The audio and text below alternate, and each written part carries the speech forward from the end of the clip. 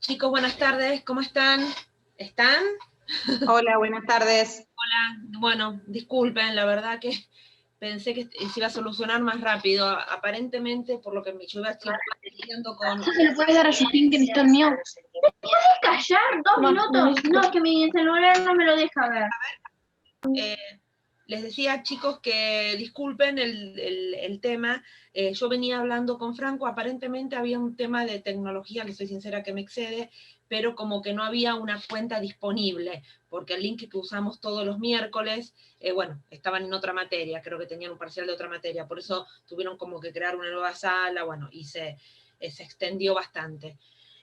Bueno, ya estamos en 5:15. La clase de hoy, que es la última, les aviso que me están dando mal internet y por ahí se me corta. Bueno, cualquier cosa, Celeste, pedile a los chicos después la clase, la están grabando. Vamos a focalizarnos entonces en la clase de hoy, vamos a ver todo lo que es procedimiento, información y sanción de las leyes. Les voy a hablar algo muy cortito de las funciones del Congreso. El tema de clases de leyes se las voy a mencionar, y más ahora con este problema que hemos tenido, como para que ustedes la puedan leer de Quiroga, y lo que me interesa en la clase de hoy es que vean todo el procedimiento de formación y sanción de las leyes, y el artículo 76, que es delegación legislativa. Si nosotros empezamos con lo que es función legislativa, un poquitito. Si nosotros nos atenemos a fundamentalmente el artículo 75, que están las atribuciones del Congreso, vamos a ver que ustedes van a encontrar varios términos para definir la facultad del Congreso, por darle algunos nada más.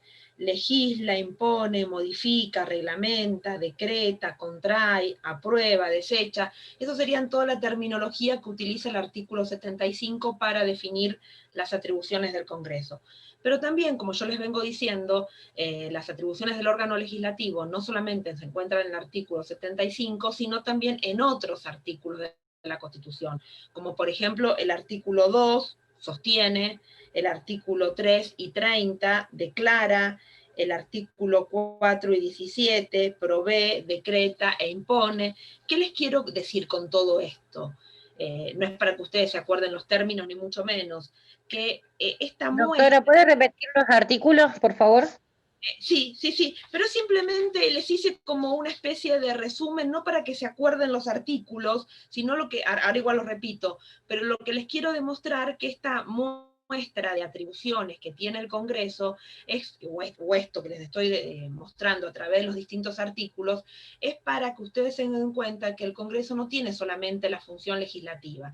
La función legislativa es la primordial, pero también el Congreso, como ustedes saben bien, tiene la función preconstituyente, por ejemplo en el artículo 30, semiconstituyente en el artículo 75, inciso 24, y esta vamos a entrar, la función jurisdiccional, por ejemplo, que vimos ayer en el 53, 59 y 60, y hoy vamos a entrar concretamente en lo que es la función legislativa y en todo el tema relativo al procedimiento de formación y sanción de las leyes. Un poco contestando la pregunta que me hicieron, yo les decía que, por ejemplo, pero a título informativo, el Congreso tiene facultades en el artículo 2 cuando sostiene, en el artículo 3 y 30 cuando declara, en el artículo 4 y 17 cuando provee, decreta, impone, en el artículo 13 cuando consiente. ¿Qué les quiero decir con esto? Que la función del Congreso, esta muestra de atribuciones, nos hace ver que no solamente el Congreso tiene una función legislativa, sino, insisto con esto, el Congreso tiene función preconstituyente, semiconstituyente, función legislativa y función jurisdiccional. Ustedes, con relación a las clases de leyes que sanciona el Congreso, yo ya les vengo diciendo que van a encontrar luego de la reforma de 1994 dos clasificaciones. Por un lado, después de la reforma de 1994, una clasificación moderna. Entonces, a los efectos del examen tienen que saber la clasificación clásica y la clasificación moderna. De la clasificación clásica, hoy cuando me puse a leer lo que justo ponían en el WhatsApp, sé que esa la saben porque serían las leyes, el derecho común o el derecho de fondo. Simplemente les voy a mencionar porque nos vamos a quedar sin tiempo. del artículo 75, inciso 12, y la diferenciación con las leyes federales, que justo cuando leían el WhatsApp los temas que vieron con Daniel, uno de ustedes puso, así que veo que eso ya lo vieron. Con relación a la clasificación moderna, la van a encontrar en Quiroga, simplemente se las menciono, van a ver que tienen leyes orgánicas, leyes de base, leyes ordinarias, leyes medidas y leyes decisorias. No me detengo en cada una por una cuestión de tiempo, simplemente es una clasificación sencilla, esa la leen por Quiroga como para que yo así pueda entrar en lo más sustancial y algunas partes como más complicadas de la clase de hoy, que es todo lo relativo al proceso de formación y sanción de las leyes. En el proceso de formación y sanción de las leyes podemos decir que es un acto complejo, que intervienen las dos cámaras del Congreso, es decir, Cámara de Diputados y Cámara de Senadores, y también interviene el Poder Ejecutivo. Van a encontrar 3 etapas en el proceso de formación y sanción de las leyes, una etapa de iniciativa, que está a cargo de, vamos a ver, del Congreso, pero también la comparte por el principio de subcooperación con el Poder Ejecutivo.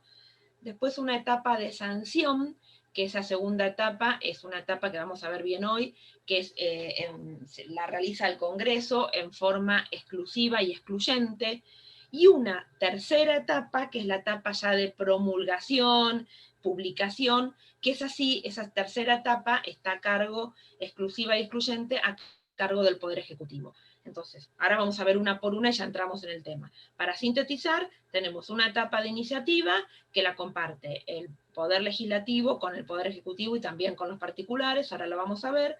Una etapa de sanción propiamente dicha, que es así, está a cargo del Congreso en forma exclusiva y excluyente, y la última etapa, que calculo que la deben haber visto con Daniel, porque es la etapa de promulgación, que es una facultad que les decía recién, corresponde en forma exclusiva al Congreso. Etapa de iniciativa. Hoy por una cuestión, lamentablemente, de tiempo, capaz que no llego a leerle todos los artículos como habitualmente lo hacemos, sí, les voy a decir el número para que ustedes lo busquen. La etapa de iniciativa se encuentra en el artículo 77. Les leo aunque sea el primer párrafo. Las leyes pueden tener principio en cualquiera de las cámaras del Congreso, por proyectos presentados por sus miembros o por el Poder Ejecutivo, salvo las excepciones que establece esta Constitución. El segundo párrafo del artículo 77, ¿se acuerdan que era el famoso artículo perdido que hablamos en la primera parte? Que el núcleo de coincidencias básicas le había puesto, ahí me hace Juan Pedro que sí, le había puesto provisoriamente el 68 bis, y después cuando... voy rápido con esto porque ya lo saben de la primera parte. Cuando se publica en el boletín oficial, no sale publicado y hubo que el Congreso sancionó otra ley como complementaria, en definitiva, de la 23.430. Bueno, entonces, ¿qué les quiero decir con relación a la etapa de iniciativa? Tenemos un principio general en donde los proyectos de ley pueden ser presentados en cualquiera de las cámaras del Congreso. Ese sería el principio general, es decir, la Cámara de Diputados, la Cámara de Senadores, salvo las excepciones que establece la Constitución. ¿Cuáles serían las excepciones que establece la Constitución? Algunas las saben ustedes, a ver si me pueden decir. Es decir, ¿qué quiero decir con esto? ¿Cuáles serían los proyectos de ley en que se tienen que ingresar por la Cámara de Diputados? ¿Y cuáles serían los proyectos de ley que se tienen que ingresar por la Cámara de Senadores? ¿Se entendió la pregunta? En la Cámara de Diputados es Cámara de Origen cuando es de iniciativa popular. Bien, bien. ¿Y? Que es bien. El artículo 39. 39, y después del 39, ¿cuál sería también? El de consulta popular. Bien. Bien, consulta popular vinculante. Y después, ¿y cuál otro más? Cámara de Origen, Cámara de Diputados. Uno que está anterior al 53, que vimos ayer de juicio político. ¿Las leyes sobre qué corresponden a la Cámara de Diputados? Algo que nos afecta al bolsillo a todos. El artículo 52, ¿puede ser? Sí, sí. Que es los proyectos relativos a contribuciones.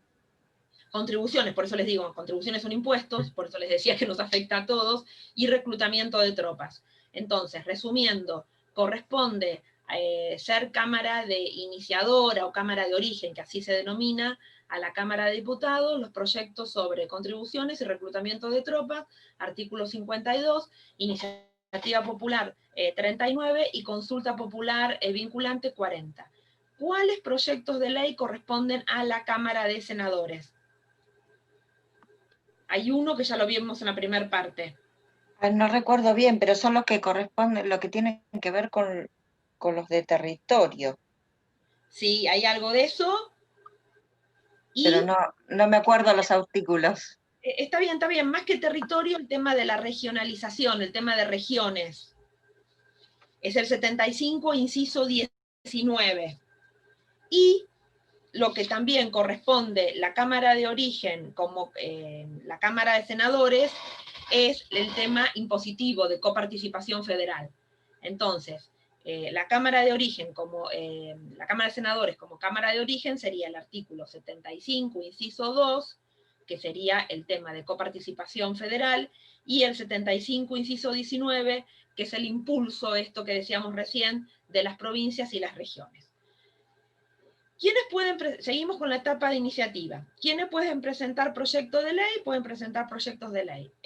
Los legisladores, dentro de los legisladores, habitualmente individual o en grupo, que lo presentan dentro de su misma Cámara, también el vicepresidente de la Nación, el presidente también puede presentar, y de hecho presenta, fíjense que los que presentan el Poder Ejecutivo son la mayoría después de los proyectos que se sanciona, y la reforma de 1994 con relación a esto introdujo dos modificaciones, modificaciones de forma y de fondo. Que el jefe de gabinete, ustedes esto ya lo deben haber visto, por el artículo 100, inciso octavo, tiene que refrendar el mensaje del presidente que promueva la iniciativa legislativa, artículo 100, inciso 8. Y también por el 100, inciso sexto, solamente el presidente tiene iniciativa legislativa en materia de leyes de ministerio y de presupuesto. Entonces, ahora les digo lo de fondo, para ir agregando a este artículo 77, los dos requisitos de forma es el 100, inciso 8 y 100, inciso 6, y también aquí a quien agregamos, que se tendría que haber modificado el 77 primera parte y no se modificó, es lo que decía recién Juan Pedro, la iniciativa popular del 39, es decir, el pueblo. Segunda etapa, y aquí es donde se empieza como a complicar un poco más la cosa, ya sería la etapa de sanción propiamente dicha, lo que no les dije recién, que todo esto del procedimiento de formación y sanción de las leyes tienen que leer de los artículos 77 al 84, inclusive.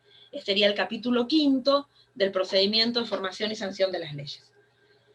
La etapa de sanción, segunda etapa, les decía, que constituye el núcleo para que un proyecto de ley se convierta en ley, es decir, en sí se convierta en ley, pero acuérdense que, para ser clara, después la ley, como se lo estaba definiendo hoy, necesita de esa última etapa del Poder Ejecutivo. Y les decía que esta etapa es exclusiva y excluyente a cargo del Congreso.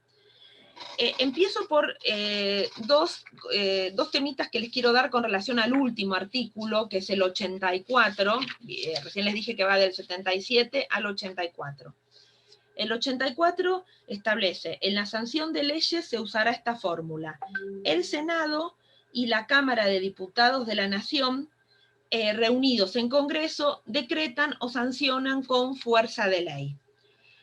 Con relación a este artículo 84, tiene dos errores. El primero, que la Cámara de Diputados y la Cámara de Senadores, en todo lo que es proceso de formación y sanción de las leyes, ahora lo vamos a ver, actúa en forma separada, no actúa reunidos en Congreso. Reunidos en Congreso sería un caso de asamblea legislativa. Entonces, esto sería incorrecto. Acuérdense, ahora vamos a ver cómo actúan la Cámara Iniciadora y la Cámara Revisora, pero para todo lo que es proceso de formación y sanción de las leyes no actúan en forma conjunta. Y con relación a decretan o sancionan con fuerza de ley, ahí el decretan es un término que corresponde al Poder Ejecutivo, lo que hacen ambas cámaras del Congreso es sancionar un proyecto de ley. Los procedimientos, entonces ya estamos, para que quede claro, en la segunda etapa, etapa de sanción de la ley. Los procedimientos que ustedes van a encontrar luego de la reforma de 1994 son ordinario, abreviado y con intervención posterior extraparlamentaria. Vuelvo con los proyectos. Esperen que voy a apagar el celular porque a veces si no.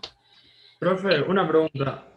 Perdón. ¿El procedimiento abreviado es lo mismo que el especial? Sí, si vos me decís, es el del 79.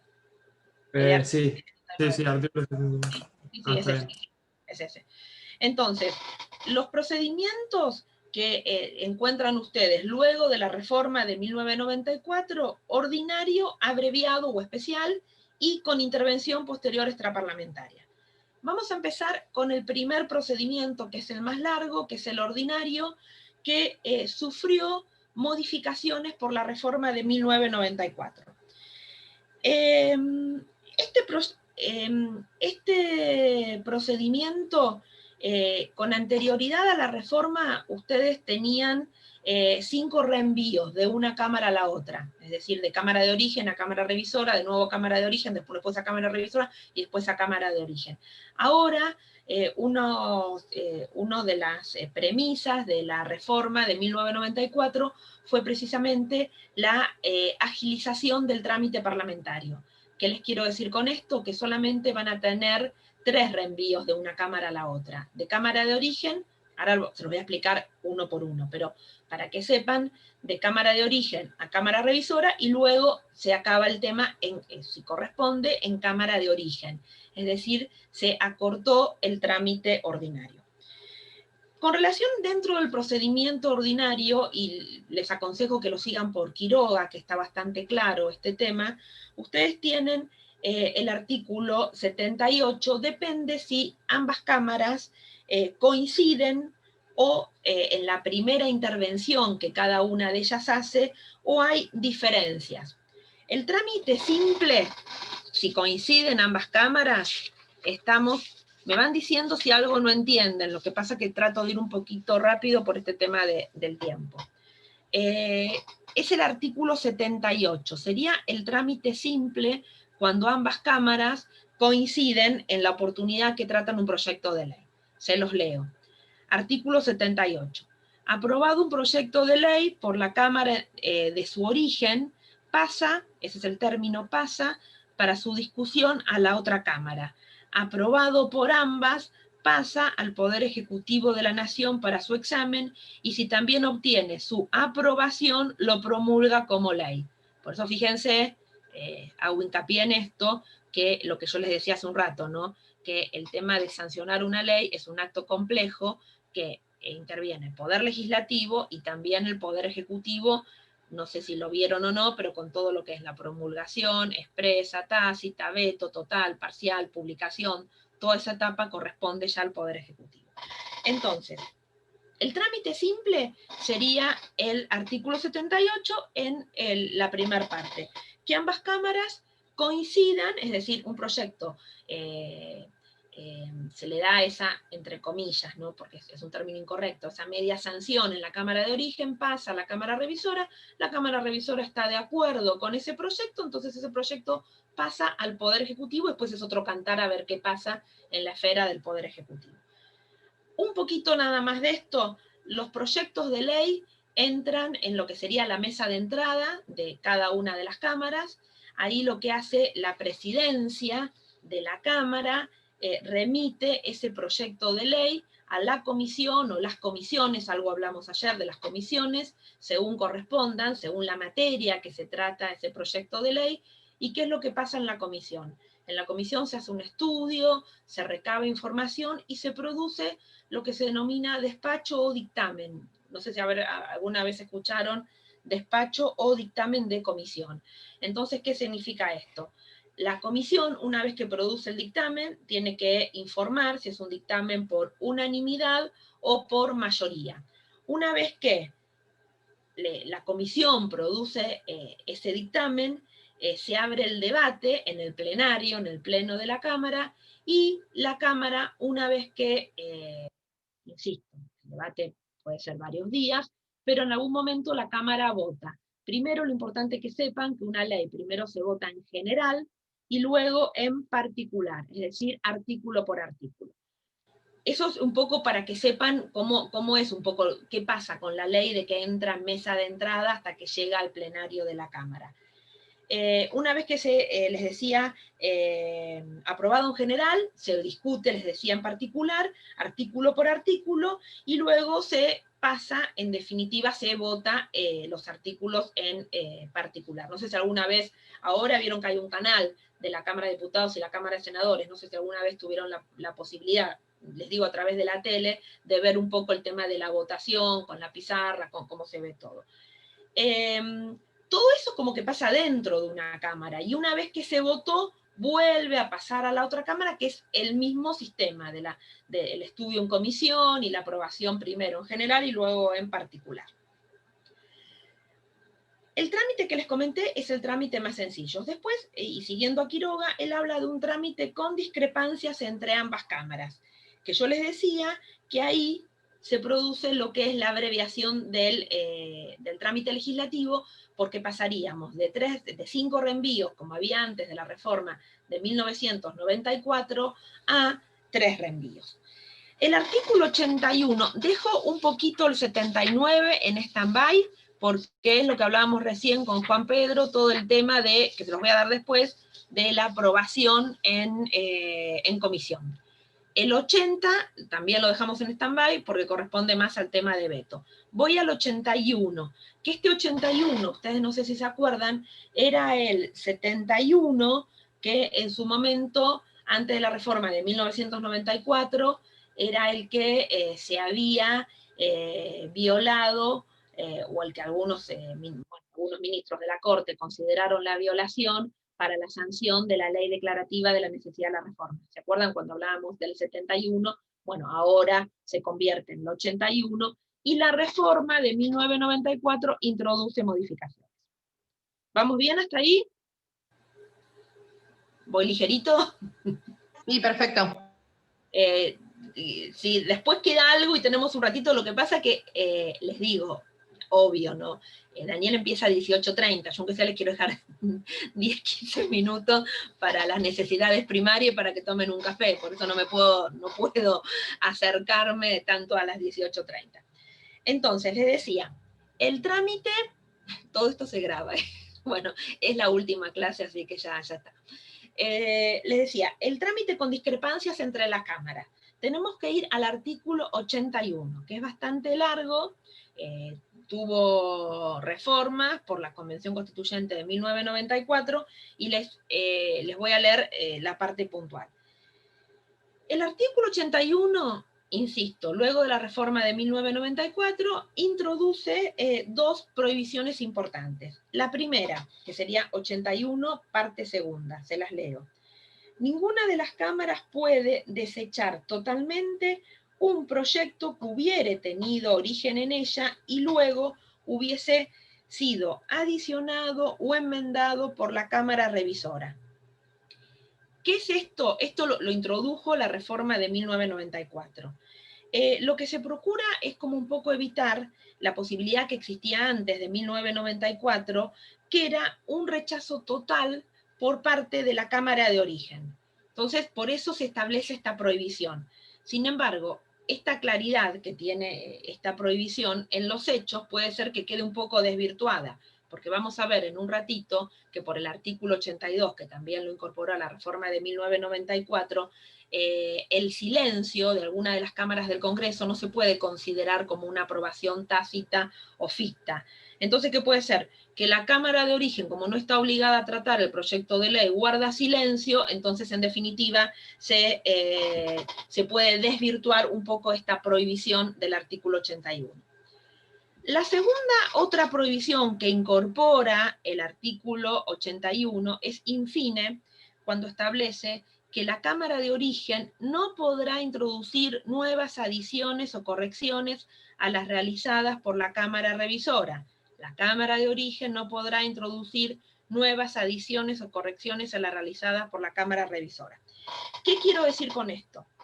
Que, y acá es donde vemos cómo se corta el proceso o cómo se agiliza, por decirlo de otra manera.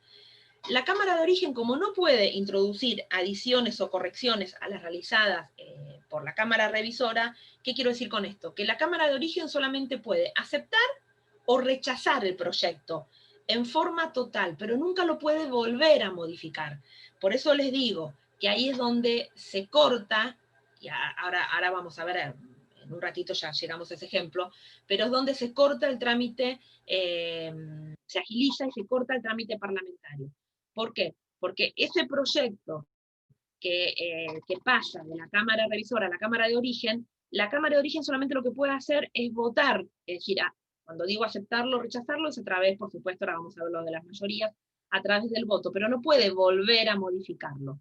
Esto constituye una desventaja para la Cámara de Origen, una desventaja para la Cámara de Origen, pero en definitiva, ahí es donde se agiliza el trámite parlamentario, porque se corta ahí en la Cámara de Origen, no hay un nuevo reenvío a la Cámara Revisora. Yo hace un ratito les decía que cuando estábamos hablando del trámite con discrepancias, hablamos de las discrepancias de la Cámara Revisora.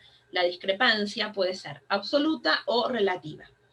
Es decir, vamos bien, vamos como que el proyecto pasa de la Cámara de Origen a la Cámara Revisora, entonces, ¿qué puede pasar en la Cámara Revisora? Discrepancia, si discrepa, no está de acuerdo con el proyecto que le envió la Cámara de Origen. Bueno, la discrepancia yo les decía que puede ser absoluta o relativa. Si es absoluta, es el comienzo del artículo 81, donde establece, les leo la parte pertinente, ningún proyecto de ley desechado totalmente por una de las cámaras podrá repetirse en las sesiones de aquel año. Ningún proyecto de ley desechado totalmente por una de las cámaras podrá repetirse en las sesiones de aquel año. Esta regla, ¿qué significa? Es decir, que si el proyecto ha sido desechado, cuando se refiere a una de las cámaras, se está refiriendo a la revisora, no podrá repetirse en las sesiones. Cuando estamos hablando de las sesiones, es del año legislativo. ¿Qué quiero decir con esto? Que si estamos en sesiones ordinarias, no se puede ese proyecto repetir ni en sesiones de prórroga y menos en extraordinaria. El tema es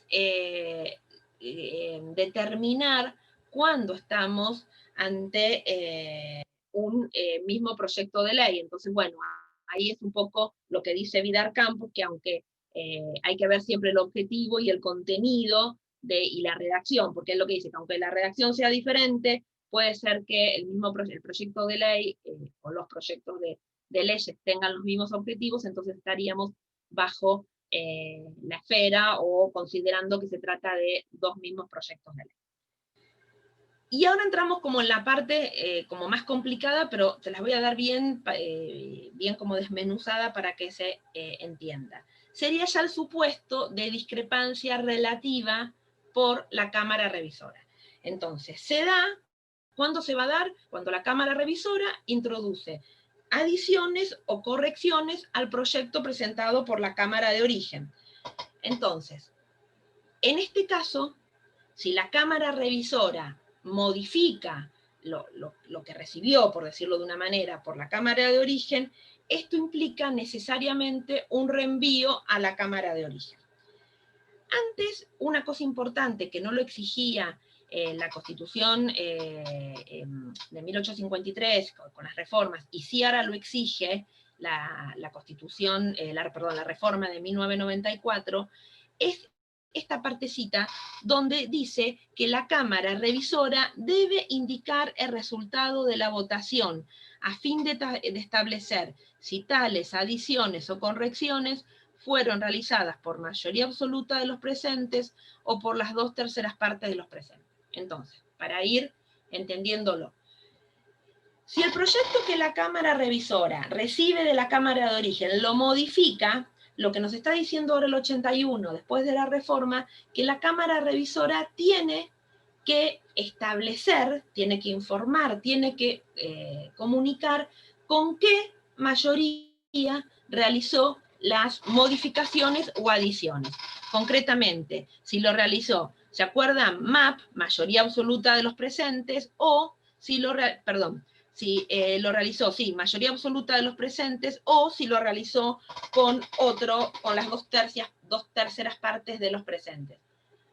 Aclaro, estamos hablando de un proyecto común y corriente, no estamos hablando de los casos que tienen mayoría agravada. Estamos hablando de una ley que se sanciona por la mayoría simple.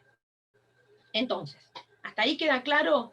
Lo que tiene que hacer la Cámara Revisora, si introduce modificaciones al proyecto, en definitiva, que le reenvió la Cámara de Origen, es por la reforma de 1994 que incorporó en el artículo 81, informar con qué mayoría realizó esas modificaciones. ¿Qué informa? ¿Qué es lo que va a pasar? Ese proyecto vuelve a la Cámara de Origen. ¿Qué puede pasar en la Cámara de Origen? Que la Cámara de Origen, por ejemplo, esté de acuerdo con las modificaciones realizadas por la Cámara Revisora. Entonces, si está de acuerdo, lo que tiene que hacer es la Cámara de Origen decidirlo o votarlo con mayoría absoluta de los presentes. Acuérdense, insisto con esto, que la Cámara de Origen no puede introducir modificaciones, que eso era antes de la reforma de 1994. Entonces, si la Cámara de Origen está de acuerdo con las modificaciones que introdujo la Cámara Revisora, lo tiene que votar con mayoría absoluta de los presentes. Ahora, ¿qué pasa? Que sería un poquito, entre comillas, lo más complicado. Sería el supuesto que la Cámara de Origen no esté de acuerdo con las modificaciones que realizó la Cámara Revisora, es decir, concretamente está de acuerdo con su proyecto originario, ¿no? Con el proyecto que le dio esa media sanción prima facie. Entonces ahí se vuelve a abrir un poco como el panorama. La Cámara Revisora, yo les decía que como tiene que informar a la Cámara de Origen con qué mayoría introdujo las modificaciones, entonces, ¿qué es lo que puede pasar en la Cámara de Origen? Si la Cámara Revisora modificó con MAP, con mayoría absoluta de los presentes, la de Origen le basta con la misma mayoría, fíjense lo que les digo, la misma mayoría para seguir con el proyecto en su redacción original. ¿Por qué la misma mayoría? Porque la Cámara de Origen siempre, en el caso de igual mayoría, siempre prevalece la voluntad de la Cámara de Origen. Entonces, vuelvo para atrás con esto. Si la Cámara Revisora modificó con mayoría absoluta de los presentes, la de Origen le basta con esa misma mayoría, en definitiva, para conseguir que el proyecto se sancione en su redacción original. En cambio, si la Cámara de Origen no logra esa mayoría, el proyecto que pasa al Poder Ejecutivo es el proyecto modificado por la Cámara Revisora. ¿Por qué? Porque la Cámara de Origen no consiguió igualar ni superar la mayoría de la Cámara Revisora. Ahora bien, vamos al otro supuesto que sería un poquito más agravado. Si la revisora modificó, es decir, realizó adiciones o correcciones con 2/3 de los presentes, sería el mismo supuesto. La Cámara de Origen tiene que conseguir esos 2/3 de los presentes para que pase su proyecto sancionado en su redacción original, o si no consigue los 2/3 de los presentes, el proyecto que pasa a la Cámara, el proyecto que pasa al Poder Ejecutivo es en la Cámara Revisora. ¿Qué les quiero decir con esto? Todo esto que les comenté es lo que establece el artículo 81. Que en el supuesto caso de discrepancias relativas de la Cámara Revisora, es decir, cuando la Cámara Revisora introduce modificaciones, le tiene que informar a la Cámara de Origen con qué mayoría lo realiza. Entonces, cuando el proyecto vuelve a la Cámara de Origen, hay que ver qué mayoría consigue la Cámara de Origen. Si consigue igualar, en el caso que quiera su proyecto originario, ¿no? Si consigue igualar, en definitiva, el proyecto, igualar las mayorías, va a prevalecer el proyecto de la Cámara de Origen. Si no consigue igualar, va a prevalecer el proyecto de la Cámara Revisora. Si tiene, hablando, no sé, como si fuera un partido de fútbol, por decirlo, si hay un empate de mayorías, prevalece el proyecto de la Cámara de Origen, porque ante igualdad de mayorías siempre prevalece el proyecto de la Cámara de Origen. Por eso es importante ver en qué caso la Constitución señala, por eso los mencionábamos hoy hace un ratito, que cada una de las cámaras funciona como Cámara de Origen o Cámara Iniciadora, ¿no? Que son esos artículos que mencionamos recién. ¿Alguna duda? Todo esto que yo les expliqué o se los traté de desmenuzar es todo lo que dice el artículo 81. ¿Vamos bien? A mí me quedó una duda con esto último, profe. Cuando hay discrepancia relativa, no entendí la diferencia cuando la Cámara Revisora... O sea, la Cámara Revisora debe indicar si la discrepancia fue con la mayoría absoluta de los presentes, ¿Sí? o las 2/3 partes de los presentes. Tal cual. Después, para la Cámara de Origen, en ambos casos, necesita igualar las mayorías, y si no pasa la de la revisora, ¿o hay alguna diferencia ahí? No, está bien lo que está diciendo. Ese proyecto vuelve a la Cámara de Origen. La Cámara de Origen, acordate que no puede volver a modificarlo, solamente tiene que votar lo que dijo la Cámara Revisora. Entonces vos ahí tenés que tener en cuenta, en definitiva, con qué mayoría votó la Cámara Revisora las modificaciones. Si lo hizo con MAP o lo hizo con 2/3 de los presentes. Entonces, por eso les decía, que después es un juego, en definitiva, de mayorías. Entonces vos ahí, la Cámara de Origen, hay que ver qué mayoría consigue. Si no está de acuerdo, porque ojo, el primer supuesto que yo les di es que la Cámara de Origen esté de acuerdo con las correcciones de la Cámara Revisora. Entonces lo tiene que votar con mayoría absoluta de los presentes. Listo, ese sería un supuesto. Segundo supuesto, que no está de acuerdo. Como la Cámara Revisora le informa con qué mayoría votó, entonces ahí es como que tiene que superar o igualar la mayoría de la Cámara Revisora. Doctora, y en el caso de que la Cámara de Origen no esté de acuerdo, ¿puede desechar el proyecto? No, porque estamos con el artículo 81, con las prohibiciones. O sea que si la Cámara Revisora le hace los ajustes y la Cámara de Origen tiene la misma cantidad de miembros, tiene que ser ley ya.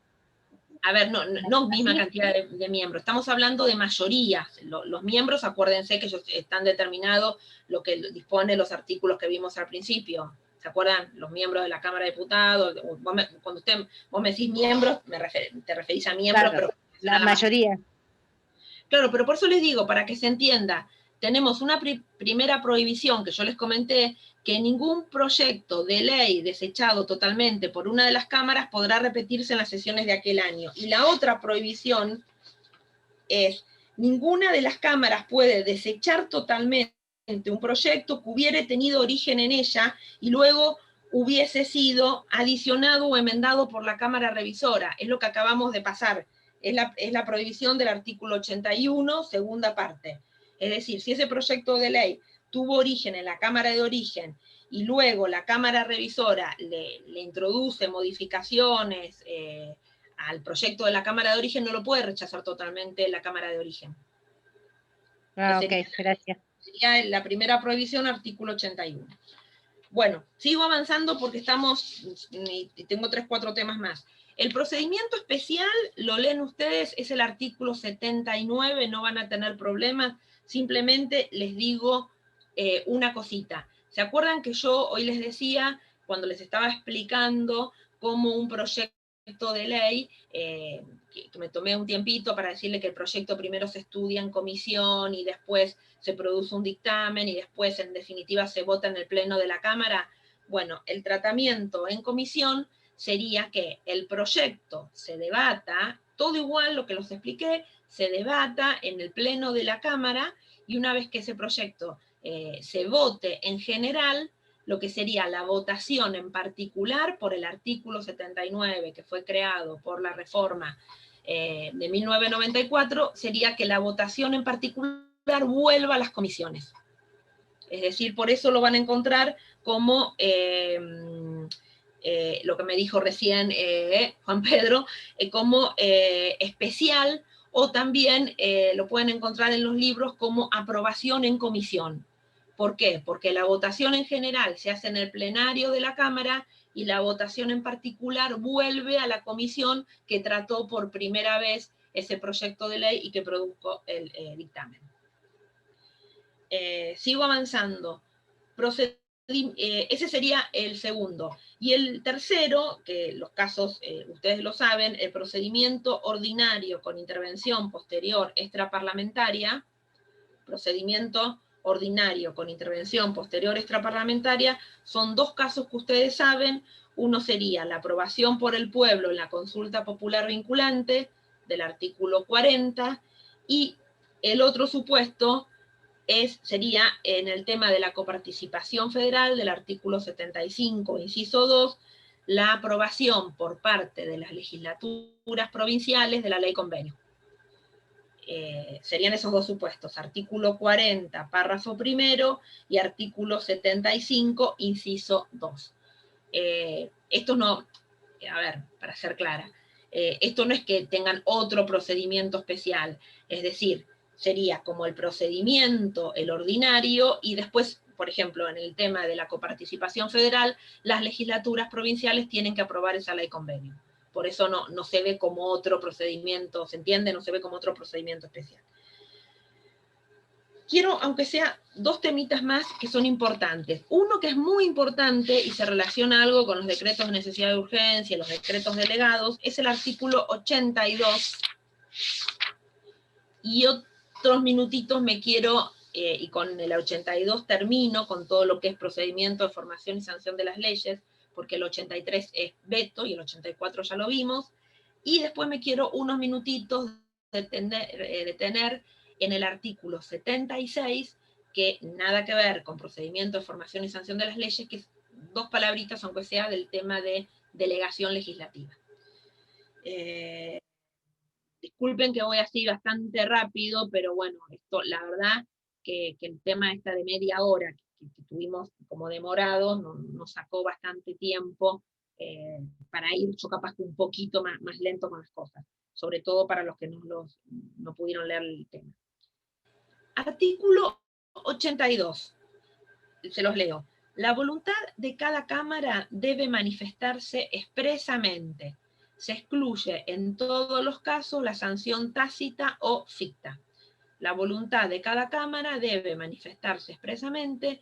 Se excluye en todos los casos la sanción tácita o ficta. Este artículo fue creado por la reforma de 1994 y se aplica no solamente a todo el procedimiento de sanción de las leyes, sino algo que ustedes ya han visto, se aplica también al control que tiene que hacer el Congreso de los DNU, de los decretos delegados, de los de promulgación parcial. Ustedes vieron la ley 26.122, que es la ley que regula todo el trámite de los DNU. Este artículo es muy importante. Ahora, si no se acuerdan algo de los DNU y los delegados con relación al control del Congreso, se los vuelvo a mencionar. ¿Por qué? Porque, les decía, ¿por qué es importante este artículo 82? Porque cambia un poco la jurisprudencia que tenía antes la Corte, sobre todo en el caso Peralta del año, que lo tienen que haber visto con Daniel, el caso Peralta del año 1990, es el tema de la conversión de los plazos fijos en bono de la deuda pública, en donde el Congreso, y aquí no me voy a meter en el DNU propiamente, sino lo que me interesa de este caso Peralta es simplemente lo que dijo la Corte con relación al Congreso. Y lo que hace la Corte, convalida el silencio del Congreso. La Corte expresamente dijo que el Congreso no había tomado decisiones que manifestaran su rechazo a lo establecido en el decreto. Entonces, la Corte interpreta que el no rechazo por parte del Congreso se interpreta como aceptación tácita. Es decir, o dicho de otras palabras, el silencio, el no rechazo, el silencio por parte del Congreso, en el caso Peralta, la Corte lo interpretó como que había aceptado tácitamente ese DNU. Por ende, el artículo 82, que es importantísimo, y les digo, no solamente se aplica para el procedimiento de sanción de las leyes, sino también para el control que tiene que hacer el Congreso ¿se acuerdan? Con la Comisión Bicameral Permanente, eso lo han visto con Daniel. Bueno, el control que tiene que hacer el Congreso es importante porque, insisto, por este artículo 82 no se puede considerar nunca el silencio del Congreso como que acepta o rechaza el decreto. Pero, y acá, por si no se acuerdan, yo me meto un poquitito en esto, la ley 26.122, que fue la ley, la deben haber visto, que regula todo lo relativo a los DNU y a los decretos delegados, dispuso que el rechazo o aprobación de un decreto debe ser expreso. Eso, hasta ahí vamos bárbaro. Pero no establece un plazo para que ello ocurra. Es decir, no le da un tiempo al Congreso para que se expida. Entonces puede ser que el Congreso, con relación al contralor que tiene que hacer, guarde silencio. Y además esa misma ley dispuso que la derogación de un decreto requiere el rechazo de ambas cámaras. La derogación de un decreto requiere el rechazo de ambas cámaras. Entonces, volvemos a lo mismo, basta con que alguna de las dos cámaras guarde silencio para que los decretos mantengan vigencia. Esto, lo que les acabo de decir, es la ley 26.122, que es la ley, les aconsejo que la lean, la tienen que haber visto, calculo, con Daniel, que es la ley que regula todo el procedimiento de los DNU, de los decretos delegados y de los de promulgación parcial. ¿La vieron esa? 26.122. Artículo 20, es del año 2006. Es decir, sí, nos dijo que la busquemos. Bueno, eso es importante. Esa ley, fíjense que lo que hace es un poco avalar este artículo 82. Es decir, ¿qué quiero decir con esto? Que las cámaras deben expresarse. Se excluye en todos los casos la sanción tácita o ficta.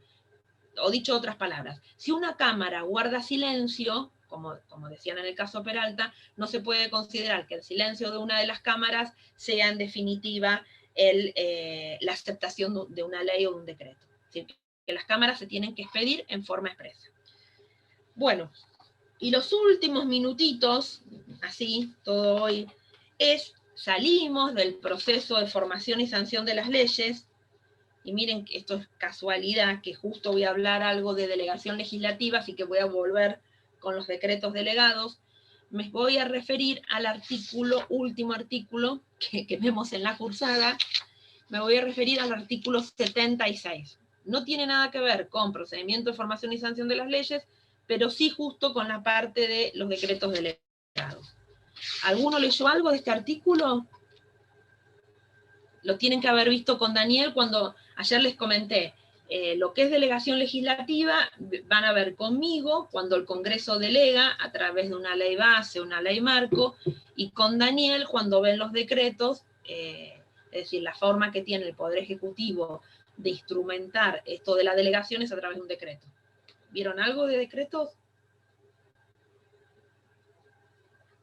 Sí, Perdón, de decretos delegados. algo vimos, que nombró algo así como que dice que se prohíbe la delegación legislativa, pero en realidad en cierta forma la está permitiendo.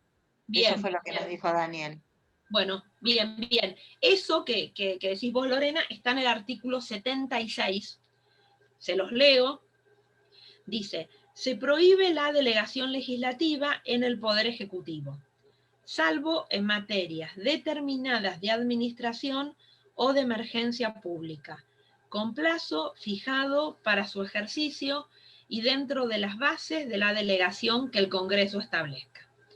La caducidad resultante del transcurso del plazo previsto en el párrafo anterior no importará revisión de las relaciones jurídicas nacidas al amparo de las normas dictadas en consecuencia de la delegación legislativa.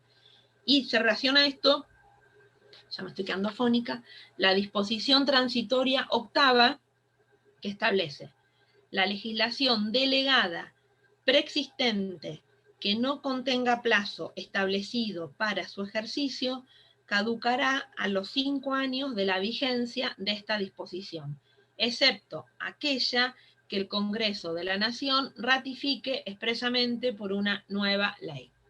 Entonces, como decía Lorena, ¿cuál sería el principio general? La primera parte del artículo 76, donde se prohíbe la delegación legislativa en el Poder Ejecutivo. ¿Por qué? Porque ya lo hemos visto, que la función legislativa es una función propia, es una función privativa del Poder Legislativo, y lo que hace el artículo 76 es prohibirla en el, es decir, concretamente que no se pueda delegar el legislativo, que no pueda delegar en el Ejecutivo. Pero luego establece, a lo que no les dije, que este artículo 76 fue incorporado por la reforma de 1994. Pero les decía que luego el artículo 76 establece 2 excepciones que les diría que son más aparentes que reales. Una de las excepciones dice, salvo en materias determinadas de administración, esa sería la primera, o de emergencia pública sería la segunda. ¿Por qué decimos que las excepciones son más aparentes que reales? Porque cuando decimos materias determinadas de administración, bueno, van a leer que dicen que ya los constitucionalistas, los administrativistas, se les complica bastante determinar en definitiva o resolver el término administración, como que es un término bastante vago, bastante ambiguo. Lo que dice que sean materias determinadas de administración es que sean materias precisas, es decir, que no se delegue toda la administración pública, sino que sean materias precisas, materias detalladas. Y el caso de emergencia, es decir, van a encontrar, siguiendo con esto, materias determinadas de administración, que por ejemplo, lo que dice Quiroga, todo lo que sería la función semiconstituyente, constituyente, la función legislativa, la función jurisdiccional, no se puede delegar. Y la otra excepción que establece el artículo 76, emergencia pública. Otra vez, Quiroga dice que emergencia da la idea de una excepcionalidad, ¿no? Entonces que lo usual no se puede considerar extraordinario. Por ejemplo, códigos de fondo, leyes orgánicas, presupuestos, todo eso no podría ser delegado. Otro tema para determinar importante que establece el artículo 76, plazo fijado para su ejercicio, es decir, que el Congreso en esta ley base o en esta ley delegante le tiene que fijar un plazo al Poder Ejecutivo y dice, y dentro de las bases de la delegación que el Congreso establezca. Es decir, el Congreso debe establecer un marco indicativo, pautas, criterios, para, dentro del cual debe moverse el Poder Ejecutivo. ¿Por qué digo esto? Cuando les digo que se debe mover el Poder Ejecutivo, cuando el Poder Ejecutivo dicta, lo que ustedes ya vieron con Daniel, el decreto delegado. Cuanto más preciso, fíjense lo que les digo que es importante, cuanto más preciso sea esa ley de delegación que realiza el Congreso a favor del Ejecutivo, más fácil o más sencillo va a ser el control que pueda ejercer el Congreso de ese decreto delegado y también el control por parte de los jueces. Entonces, volviendo con el punto que es importante, acuérdense que el Congreso delega a través de una ley, la van a encontrar como ley base, ley marco, le tiene que fijar plazo al Poder Ejecutivo para que el Poder Ejecutivo se mueva, y la delegación se tiene que hacer dentro de las bases que el Congreso establezca. Es decir, que el Congreso le tiene que, es como, por decirlo de una manera, como que lo tiene que encorsetar al Poder Ejecutivo, como para después que sea más fácil por parte del Congreso ejercer el control y también ejercer el control de constitucionalidad de ese decreto a través de los jueces. Importante de este decreto... Una cosa, profesora. Espérame un minutín y ya termino, así yo ya, y después les contesto todas las preguntas. Simplemente pues les quiero terminar con decretos delegados. Bueno. Lo que les decía, con relación a este artículo de... ¿qué les iba a decir?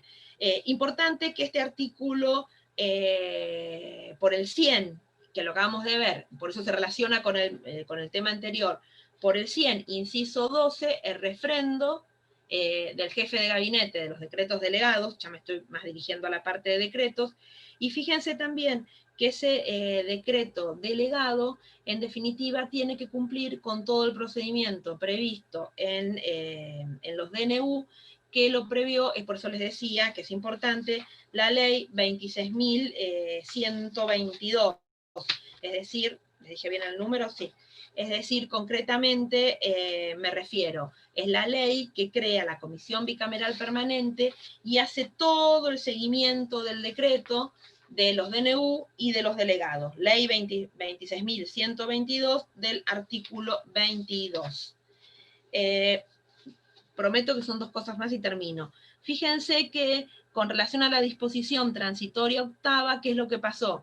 Que esa legislación delegada preexistente que no contenga plazo establecido para su ejercicio caducará a los 5 años de vigencia de esta disposición. Bueno, cuando se estaban por cumplir 5 años de toda esa legislación delegada que había realizado el Congreso a favor del Ejecutivo, ¿qué es lo que hace el Congreso? Sanciona una ley, no importa para ustedes el número de ley, pero para que lo sepan, que es una ley que lo que hace es aprueba toda esa legislación delegada.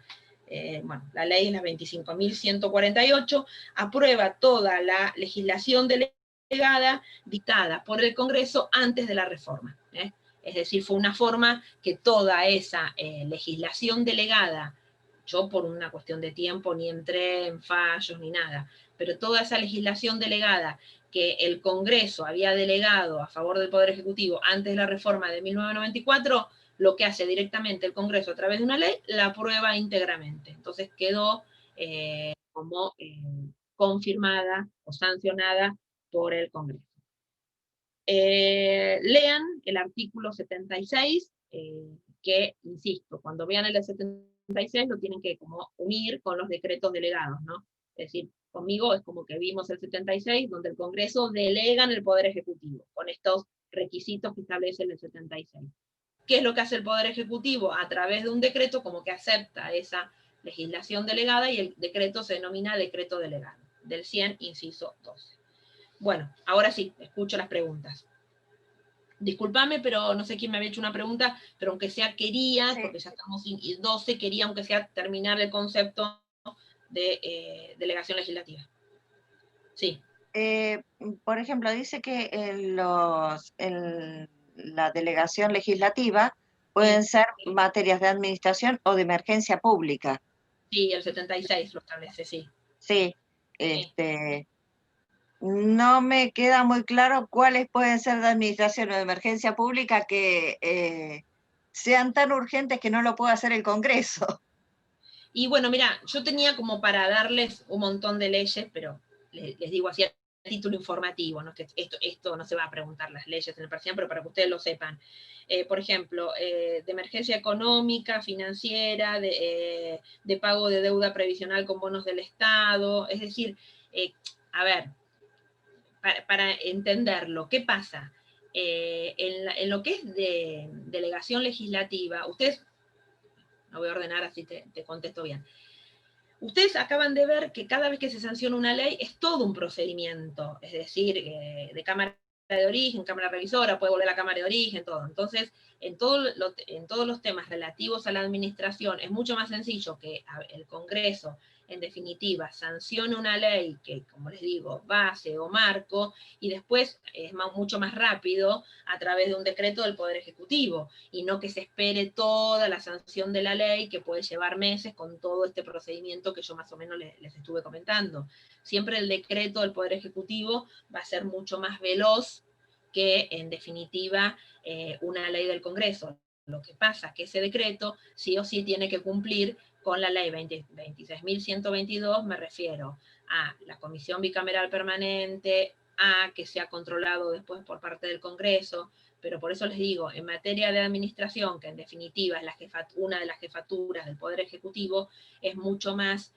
Fíjense que esto de la delegación legislativa se hacía antes de la reforma de 1994. Lo que hace la reforma es, en el artículo 76, tratar de por lo menos ajustarlo un poco, pero es algo que se viene haciendo hace tiempo. Bueno, lean la ley 26.126, porque, insisto, les va a servir con relación al sobre todo que es importante, el procedimiento de los DNU. Bueno, no puedo creer. Doctora, miren, le hago una pregunta, ahí. al margen de lo que estaba dando. Sí, Tengo una duda, la ley 26.080 cambió con la ley 26.000, no, perdón, por la ley 24.937 del Consejo de la Magistratura, ¿es la que está vigente la 24.937? no tan así. A ver, no sé si lo vieron con Daniel.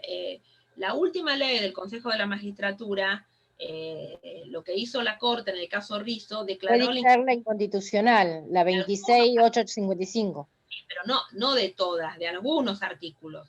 Entonces, cuando Ah, ustedes ven el Consejo de la Magistratura, ustedes tienen que ver qué artículos fueron declarados inconstitucionales, entonces sobre eso, en sí te lo contesto más sencillo, es todo lo relativo a la conformación, a la composición del Consejo.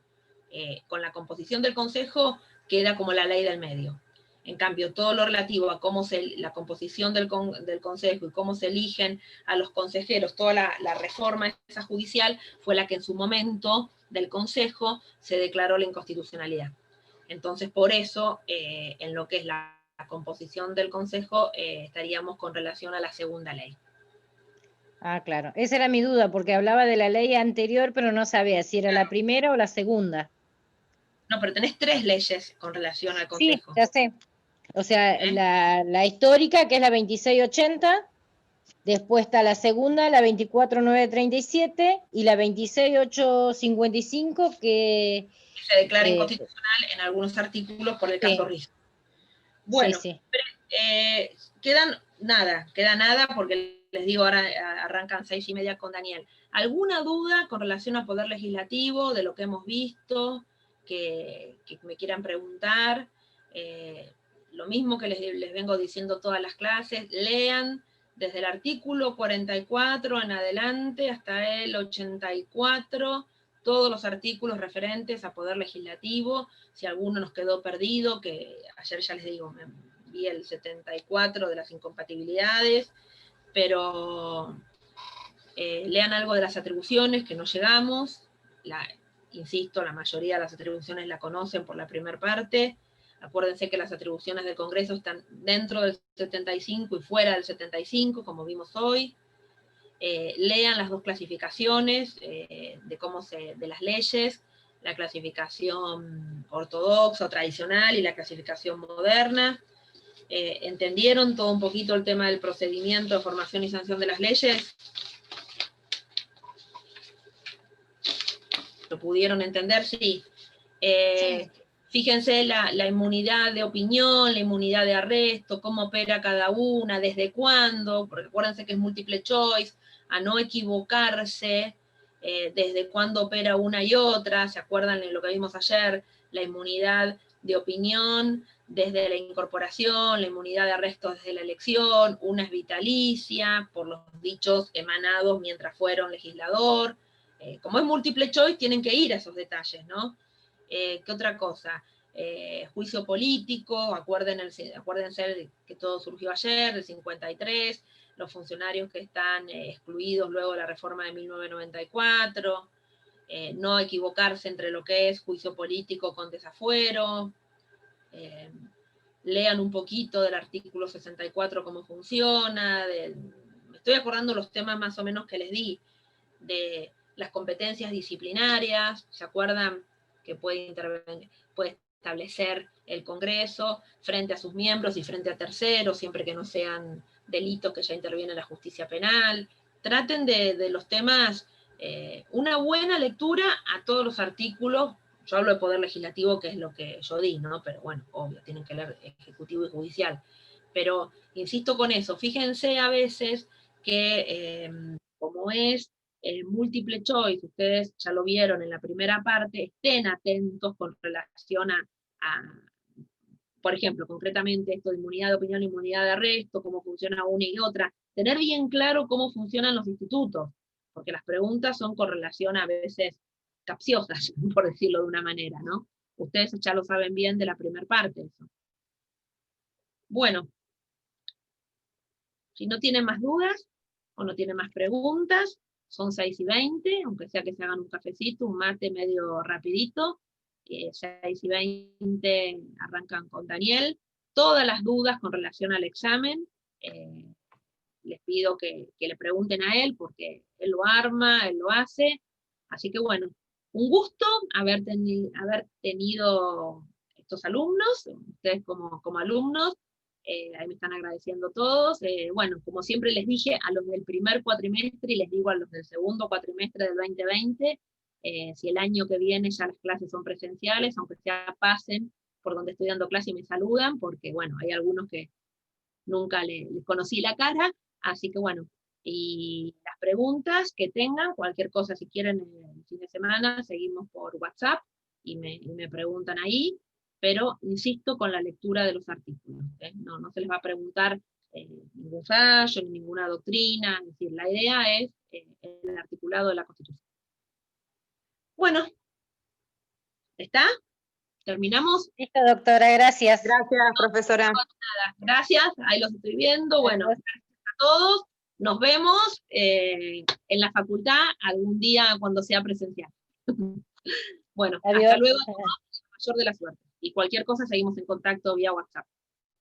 Hasta luego.